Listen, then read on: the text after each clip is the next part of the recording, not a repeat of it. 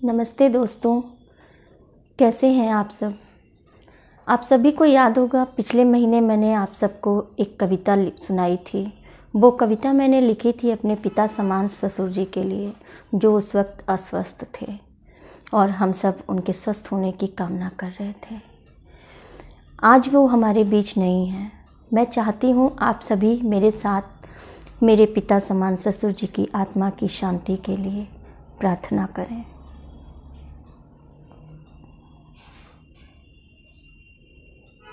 हमने अपने जीवन की अमूल्य निधि को खो दिया, जिसे खो देने के एहसास मात्र से मेरा दिल कांप उठता था।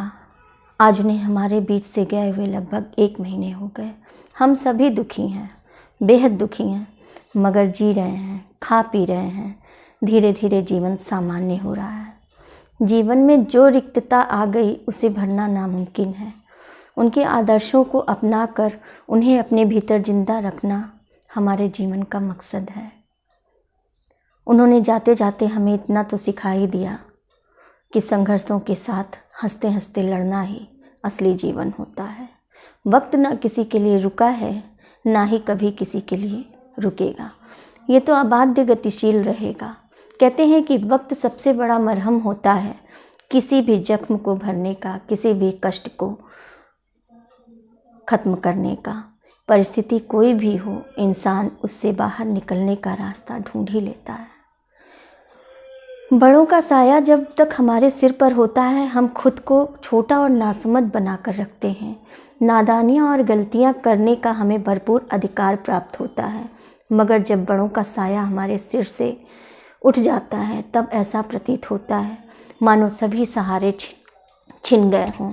हर तरफ अंधकार ही अंधकार छा जाता है और ऐसा लगता है जैसे अब ज़िंदगी में शायद ही हम आगे बढ़ पाएंगे। मगर वक्त धीरे धीरे हमें आगे बढ़ने की हिम्मत प्रदान करता है। मैं समझती हूँ कि पिता घर की नींव होते हैं। हर उलझन, हर परेशानी का हल उनके पास होता है। पिता का साया बच्चों के लिए चिलचिलाती धूप में घने वृक्ष के समान होता है और बरसती बारिश में एक छतरी के समान होता है, तो कभी घरे अंधकार को चीरती हुई चमकती रोशनी के समान होता है। पिता का होना बच्चों को संबल प्रदान करता है। आज ऐसा महसूस होता है मानो हम सबके जीवन से खुशियों का आधार कहीं खो गया। जीवन को रोशनी प्रदान करने वाली वो किरण सदा के लिए कहीं खो गई। तूफान में डगमगाती कश्ती की तरह हमें भी किनारा ढूंढने में थोड़ा वक्त तो लगेगा ही। भीतर से कितना भी टूट जाए इंसान, मगर अपने से छोटों के सामने मन को मजबूत करना ही पड़ता है। उनके सामने ये जाहिर करना कि हम टूट चुके हैं उनके संबल को कमज़ोर करने के समान होता है। बिखरने से पहले जो संभल जाए वही इंसान ज़िंदगी को जीने का हुनर सीखता है, वरना तो कमज़ोर मन और स्थिति इंसान की ज़िंदगी को बेहद कठिन बना देता है। और ऐसा ही कुछ हमने भी किया। इन दिनों हम सब ने अपने छोटों को सहारा देने के लिए अपने मन के भीतर की स्थिति को मन के भीतर ही दबा दिया। परिवार की जिम्मेदारियां संभालने वाला व्यक्ति जब अपनी आंखें सदा के लिए बंद कर लेता है तो वो तमाम जिम्मेदारियां खुद ब खुद परिवार के अन्य सदस्यों के ऊपर आ जाती हैं। उन तमाम जिम्मेदारियों को संभालने का हौसला और हिम्मत खुद में जुटा पाना ही इंसान की असली कामयाबी होती है। बड़े बुजुर्गों की छत्र छाया से वंचित होने के बाद परिवार को समेटना और सहेजना बड़े ही जीवट का काम होता है। जिसने ये बखूबी कर लिया, समझो उसने जीवन की सबसे बड़ी लड़ाई को जीत लिया। जीवन जीने की कला किसी पाठशाला में नहीं सिखाई जाती। ये तो इंसान अपने हालात और परिस्थितियों के साथ सामंजस्य बिठाते बिठाते खुद ब खुद सीख जाता है। जिंदगी को सरल बनाने के लिए हौसलों की उतनी ही ज़रूरत होती है जितनी ज़िंदगी को जीने के लिए सांसों की ज़रूरत होती है। हौसला यदि बुलंद हो तो ज़िंदगी में कठिन से कठिन परेशानियां भी आ जाएं, इंसान उन्हें पार कर ही लेता है। हमने भी कुछ ऐसा ही किया।